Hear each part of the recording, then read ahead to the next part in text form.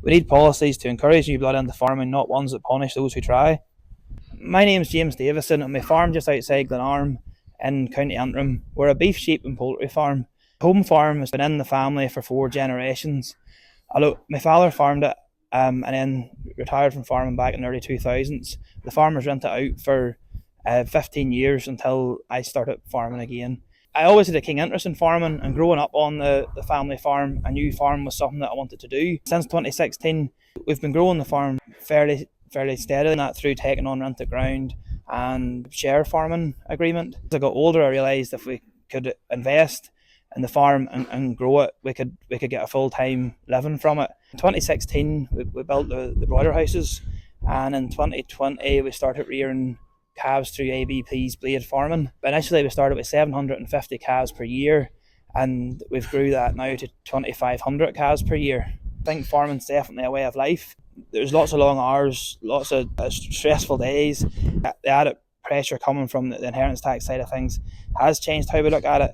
It's great seeing the kids get involved in the farm. For me, it's the best opportunity we have to spend time together. It's a big driver for us and how we keep developing the farm. The fact now that potentially the next generation is going to have to sell a proportion of the farm to pay a tax bill, it really does take the heart out of it. I think the changes Labour has proposed to APR show a real disconnect with rural areas. They fail to see that farming isn't cash rich. The value is tied up in land and buildings, not in profit. These proposals threaten food security and quality.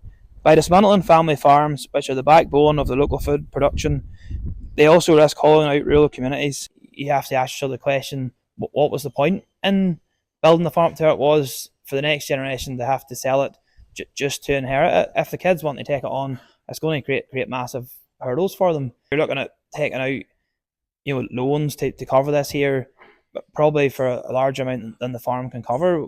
I just don't see how the inheritance tax changes would be possible on this farm, and I'm sure there's many other people will be in the same boat. Everything we make gets put back in to keep the farm running, pay our tax, then we use that money to repay loans, and then we have to pay a tax on that again when that passes on to the next generation.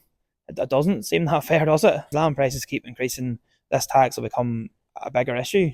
There's not enough money generated in farming to pay the bill. We're sitting on an asset. We don't get any access to the cash that asset's worth. We can't afford to pay these inheritance tax bill. The farm will be sold, and it's like a lifetime of work or more. It's generations of work that can't be replaced.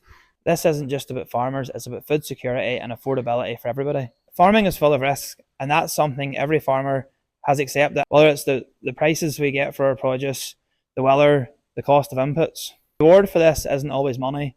More often than not, what we do is famously unprofitable. The real reward is seeing our family farms grow and develop and become more sustainable. We look after our livestock and produce food to some of the highest standards in the world. When the time comes to pass the farm on, know that we can do this without generations of work being lost to a poorly thought out tax change. Stop the family farms tax.